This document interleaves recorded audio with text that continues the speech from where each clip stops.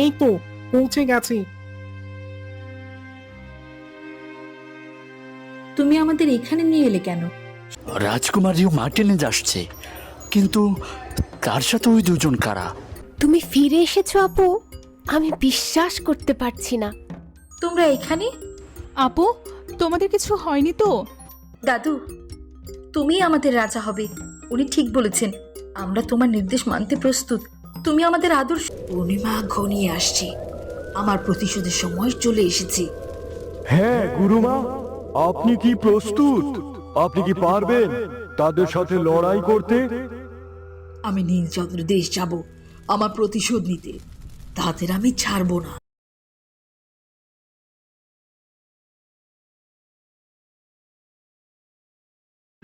Belladonna, তোর এই সাহসের জন্য এবার তোকে কোনোভাবেই ছাড় দেওয়া হবে না। ঠিক আছে ঠিক আছে, তুই ভেবে দেখ সিন্ডারেলা, তুই কি করবি? তোর পাথর চাই নাকি বাবা মা?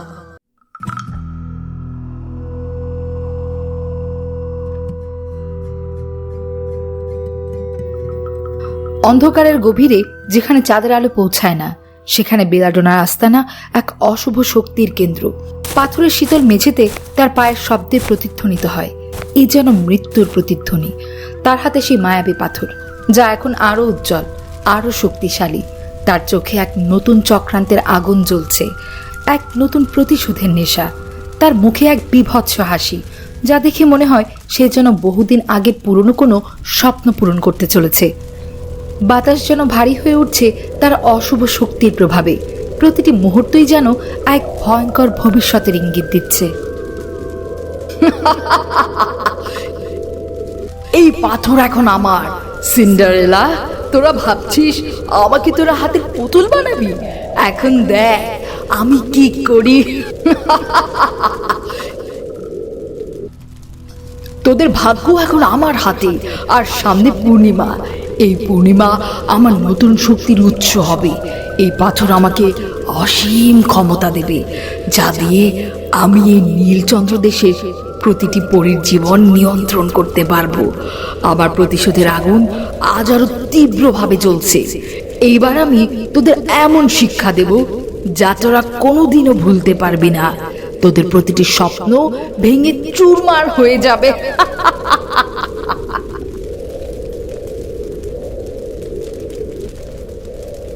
গুরুমা, এবার কি আবার মেঘেদের বন্দি করে আনবো? তারা তো আপনার শক্তির উৎস এই পাথরে মায়াবী জল ঢালতো। তাদের ছাড়া আপনার শক্তি অসম্পূর্ণ। হ্যাঁ, অবশ্যই। দুদিন পরেই পূর্ণিমা, সেদিন আবারও চাঁদের আলো শুষে নিয়ে আসবো। তাদের শক্তি আমার পাথরে শোষিত হবে, তার প্রতিটি ফোঁটা জল আমার প্রয়োজন। এই পাথরে মায়াবী জল ঢালতে হবে, সেই জল যা চাঁদের শক্তিকে আমার বশীভূত করবে। সেই জল ছাড়া এই পাথরের পূর্ণ শক্তি প্রকাশ পাবে না। তাই নিশ্চয়ই আবার সেই মেঘেদের ধরে আনবি। ঠিক আছে গুরুমা, আমি এক্ষুনি যাচ্ছি, এক্ষুনি। কিন্তু এবার তাদের কোথায় পাবো গুরুমা? নীলচন্দ্র দেশে। তবে সাবধানে যা, সব মেঘেদের বন্দি করে নিয়ে আয়। কোনো মেঘ যেন আমার হাত থেকে পালাতে না পারে। তাদের প্রতিটি ফোঁটা জল আমার প্রয়োজন। তাদের আত্মা আমার দাস হবে, তাদের প্রতিটি নিঃশ্বাস আমার নিয়ন্ত্রণে থাকবে। আমি হব সবার রানী। যেমন আদেশ গুরুমা, আমি এখনই যাচ্ছি। কোনো মেঘই আপনার হাত থেকে বাঁচতে পারবে না। আমরা তাদের ধরে আনবই। আমরা আপনার আদেশ পালন করব গুরুমা। আপনার শক্তি অসীম, আপনার জয় নিশ্চিত। রাক্ষসরা দ্রুত কক্ষ ত্যাগ করে, তাদের পদধ্বনি অন্ধকারে মিলিয়ে যায়। বেলাডোনা পাথরের দিকে তাকিয়ে থাকে, তার মুখে এক বীভৎস হাসি। তার চোখ দুটি যেন আগুনের শিখার মতো করে চলছে। তার চারপাশে অশুভ শক্তি যেন নৃত্য করছে। কক্ষের প্রতিটি কোণে যেন এক অশুভ আলো ঝলসে উঠছে। সিন্ডারেলা, রিও, তোরা আমার শক্তি সম্পর্কে কিছুই জানিস না। এইবার তোরা শেষ হবি। তোদের রাজ্য, তোদের জীবন, তোদের সবকিছু আমার পদতলে লুটিয়ে পড়বে। আমার এতদিনের সাধনা পূর্ণ হবে। এই নীলচন্দ্র দেশ আমার হবে। আমি এই দেশের একমাত্র শাসক হব, আর তারপর পুরো পৃথিবীকে ধ্বংস করব। বেলাডোনা তার চক্রান্ত সাজাতে থাকে, আর এইদিকে নীলচন্দ্র দেশের রাজপ্রাসাদ, সেখানে কিছুক্ষণ আগেও আনন্দের ঢেউ খেলছিল, এখন সেখানে এক চাপা উদ্বেগ। প্রতিটি পরীর মুখে চিন্তার ছাপ স্পষ্ট। Cinderella, Rio Martinez, Luis Tamayo, Benjamin Martinez, Nairobi এবং টোকিও সকলেই একত্রিত হয়েছে। তাদের চোখে এখন অনিশ্চয়তার ছায়া। প্রাসাদের বিশাল হলরুমের প্রতিটি কোণে যেন এক অজানা ভয় বাসা বেঁধেছে। এ যেন এক অশুভ বার্তার ইঙ্গিত দিচ্ছে। বাবা মা কি সত্যি বেঁচে আছেন? বেলাডোনা কি সত্যি বলছে? আমার মন বলছে তারা বেঁচে আছেন, কিন্তু এই অনিশ্চয়তা আমাকে পাগল করে দিচ্ছে। আমি তাদের ছাড়া এক মুহূর্ত থাকতে পারছি না। তাদের জন্য আমার প্রাণ কাঁদছে। ওর কথা বিশ্বাস করা কঠিন, কিন্তু যদি সত্যি হয়, যদি তারা সত্যিই বেঁচে থাকে, তাহলে আমাদের তাদের খুঁজে বের করতেই হবে। আমরা তাদের ফিরিয়ে আনবই। কোনো বাধাই আমাদেরকে আটকাতে পারবে না। ওর কথা বিশ্বাস করা যায় না। বেলাডোনা একজন ধূর্ত জাদুকরী। সে আমাদের বিভ্রান্ত করতে চাইছে। কিন্তু বাবা, এই সম্ভাবনাটাই আমাদের ভাবাচ্ছে। যদি সে মিথ্যা বলে থাকে, তাহলে অযথাই আমাদের সময় নষ্ট হবে।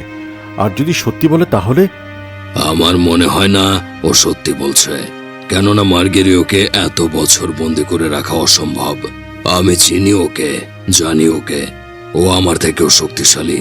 বেলাডোনা আমাদের বিভ্রান্ত করে অন্য কিছু করতে চাইছে হয়তো। আমাদের আরো সতর্ক হতে হবে। হ্যাঁ কাকু, ঠিকই বলেছে ও। আমাদের আবার ক্ষতি হতে পারে। ওর উদ্দেশ্য ভালো নয়। ও আমাদের দুর্বল করতে চাইছে। আর দুদিন পরেই পূর্ণিমার রাতে ওর শক্তি আরো বেড়ে যায়। আমাদের সতর্ক থাকতে হবে। কোনো ধরনের ঝুঁকি নেওয়া যাবে না। আমাদের প্রতিটি পদক্ষেপ ভেবেচিন্তে নিতে হবে। মহারাজ, আমাদের সৈন্যদের প্রস্তুত থাকতে বলুন। প্রতিটি সৈন্য যেন তাদের অস্ত্র নিয়ে প্রস্তুত থাকে। আমাদের রাজ্যকে রক্ষা করতে হবে। আমাদের জনগণের নিরাপত্তা আমাদের হাতে। তাহলে পাহারায় বসিয়ে দাও। কোনো ঝুঁকি নেওয়া যাবে না। আমাদের রাজ্যের প্রতিটি প্রবেশ পথে কঠোর পাহারা বসাতে হবে। প্রতিটি সৈন্য যেন প্রস্তুত থাকে, যেন তাদের অস্ত্র শানিত থাকে। আমরা এই উত্তরের সীমান্তে যাই পাহারা দেব। আমাদের পরীরা শক্তিশালী। আমরা তাদের রুখে দেব। কোনো রাক্ষস আমাদের প্রাচীর ভেদ করতে পারবে না। আমরা তাদের মোকাবেলা করতে প্রস্তুত। হ্যাঁ, আমরাও যাব দাদু। কোনো রাক্ষস যেন আমাদের রাজ্যের দিকে আসতেই না পারে। আমরা আমাদের জীবন দিয়ে হলেও রাজ্যকে রক্ষা করব। আমাদের শক্তি অসীম। আমরা ভয় পাই না। ঠিক আছে টোকিও, নাইরোবি, তোমরা সাবধানে যেও।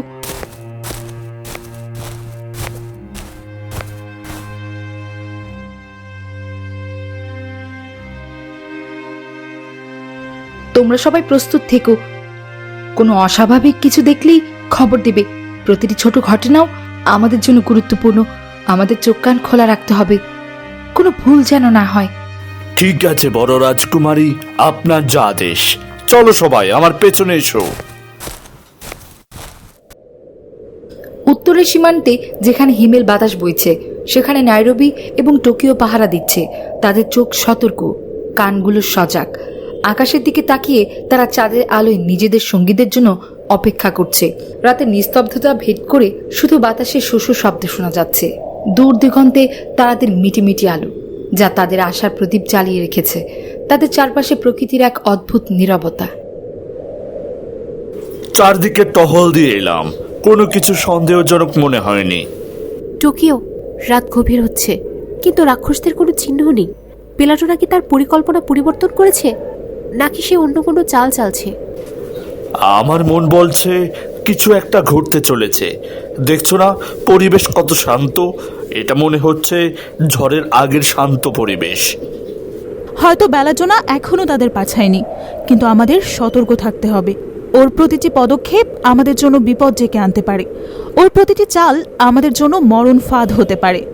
হ্যাঁ ঠিক, আমরা কোনো ঝুঁকি নিতে পারি না। দেখো, ওরা কারা? মনে হচ্ছে যেন কেউ আসছে।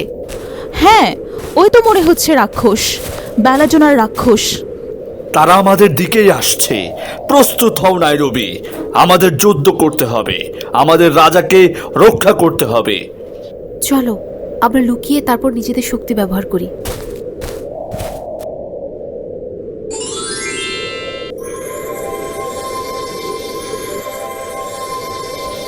আজ যদি আবার এই পরীদের কাছে পরাজিত হই, তাহলে এবার আর আমার রক্ষা নেই। গুরুমা আমাকে মেরে ফেলবে। একদিকে বেলাডোনা রাক্ষস, অপরদিকে নীলপরীরা। রাক্ষসটা এগিয়ে আসে, কিন্তু প্রাচীর ভেদ করে ঢুকতে পারে না।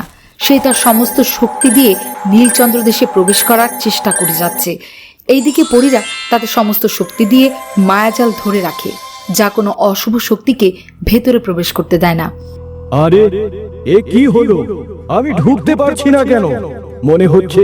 মনে হচ্ছে কোনো অদৃশ্য কাচের দেয়ালের সাথে বারবার ধাক্কা খাচ্ছি। না, আরেকবার চেষ্টা করে দেখি তো। আমরা পেরেছি, আমরা পেরেছি। আমরা সত্যি পেরেছি। আমরা বেলাডোনার রাক্ষসকে উচিত শিক্ষা দিয়েছি। তবে এখনই এত উল্লাস করার কিছু নেই, রাত এখনো বাকি। সতর্ক থাকো, তারা হয়তো আবারও আসতে পারে। এখানে তো একটা রাক্ষস এসেছিল, হয়তো পরিবেশ যাচাই করতে। হ্যাঁ ঠিক বলেছিস, চল আবার পাহাড়ের কাছে লিখে পড়ি। ঠিক আছে রাজকুমারী, আপনারা এদিকে দেখুন, আমি অন্যদিকে যাই। কি হয়েছে? এখানে দাঁড়িয়ে আছো কেন সিন্ডারেলা? আমাদের সন্দেহই তো ঠিক রিও। বেলাডোনা তার রাক্ষস কেন পাঠিয়েছিল, কিন্তু আমাদের পরীরা তাকে পরাজিত করেছে, আর নীলচন্দ্র দেশের সীমানা ভেতরেও প্রবেশ করতে দেয়নি। গুরুমা, আমি ঢুকতে পারিনি। তারা পাহারা দিচ্ছে। তাদের প্রাচীর ভেদ করা অসম্ভব। তাদের শক্তি অনেক বেড়ে গেছে। আমি তাদের মোকাবেলা করতে পারিনি। আমাকে ক্ষমা করুন গুরুমা। বেলাডোনা নিজের ধ্যানে মগ্ন ছিল, কিন্তু রাক্ষসের পরাজয়ের কথা তার কানে পৌঁছাতেই বেলাডোনা রেগে যায়। তার চোখ দুটি আগুনের গোলকের মতো জ্বলতে থাকে। তার চারপাশে অশুভ শক্তি যেন ঘূর্ণিঝড় সৃষ্টি করছে। কক্ষের প্রতিটি জিনিস যেন তার ক্রোধে কাঁপতে শুরু করে। কি, তুই ঢুকতে পারিসনি? অযোগ্য কোথাকার! আমার রাক্ষসেরা এত দুর্বল! এখনই মায়া শক্তি কাজে লাগাচ্ছি। আমি নিজেই তাদের রুখে দেব। আমি নিজেই তাদের ধ্বংস করব। আমার শক্তি অসীম। বেলাডোনা তার হাতে থাকা পাথরটি উঁচিয়ে ধরে। এক বিশাল জোরে শব্দ হয়, আকাশ কেঁপে ওঠে। বাতাস যেন এক অশুভ শক্তিতে ভরে উঠছে। গাছের পাতাগুলো ভয়ে কাঁপতে থাকে, যেন এই চন্দ্রদেশ তার শেষ নিঃশ্বাস ফেলতে যাচ্ছে। এক ভয়ঙ্কর আলোয় চারপাশ ঝলসে ওঠে। এবার দেখবে আমার শক্তি কতটা। আমার পাথর আমাকে ক্ষমতা দিয়েছে। এইবার আমি তোদের শেষ করব। তোদের অস্তিত্ব আমি মুছে দেব। কিন্তু কিভাবে গুরুমা? আমি গিয়েছিলাম, কিন্তু তারা খুব শক্তিশালী। আমি তাদের হারাতে পারিনি। যদি আমি না পারি, তবে সাধারণ রাক্ষস ও রক্ষীরা কিভাবে মেঘেদের বন্দি করে আনবে? তাদের প্রতিরোধ অনেক বেশি। এখন যা, এখন তুই পারবি। আমি তাদের সুরক্ষা প্রাচীর নষ্ট করে দিয়েছি।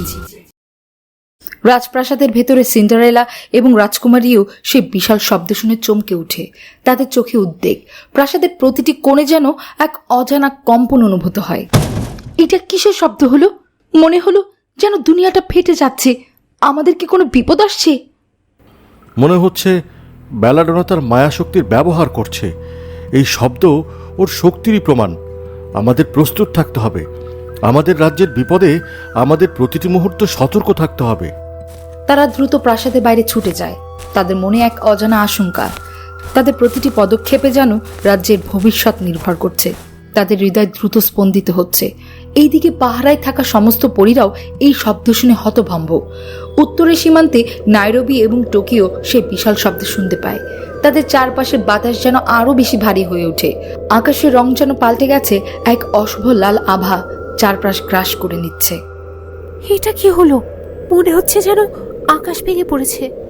একই, আমাদের প্রাচীর তো আর কাজ করছে না। এটা বেলাডোনারই কাজ। বেলাডোনা তার মায়ার শক্তি ব্যবহার করছে। আমাদের সতর্ক থাকতে হবে। ওর শক্তি অসীম। আমাদের জীবন দিয়ে হলেও রাজ্যকে রক্ষা করব। আমরা পিছপা হব না। প্রস্তুত হও, কোনো অশুভ শক্তি যেন আমাদের প্রাচীর ভেদ না করতে পারে। আমাদের শেষ রক্তবিন্দু দিয়ে হলেও আমরা লড়ব।